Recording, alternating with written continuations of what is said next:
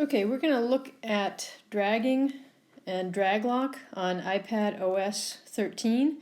I'm using a USB mouse here with the Assistive Touch turned on, so you can see my sort of virtual finger cursor that I'm moving the mouse here in the middle, and I've got the Assistive Touch menu here if I need it.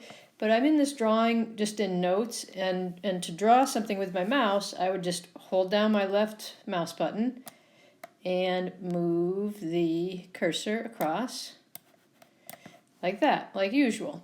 But if it's uncomfortable or difficult for me to hold that left mouse button while I move the mouse, I can use something called drag lock, which is a feature within Assistive Touch. So we'll go in there. And here we have drag lock. Right now it's off. I'll turn it on. Go back to our drawing. And now what I'm going to do is I'm going to have to activate the drag lock, tell it that I want it to hold the mouse button down for me. And to do that, I need to hold the button for about 1 second and then let go. And it will give me a beep.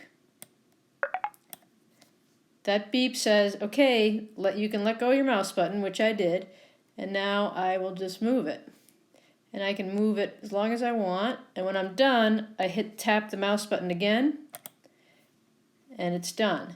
So let's try that again. I'm going to hold the mouse button down for a second till I hear the beep,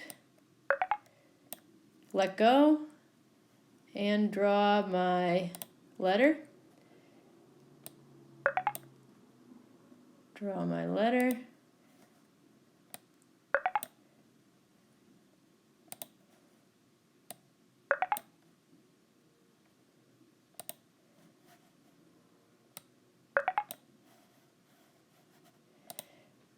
And that's it.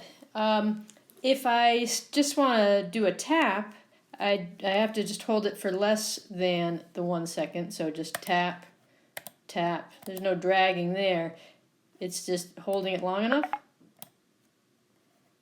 And then the drag lock is on and we're good to go.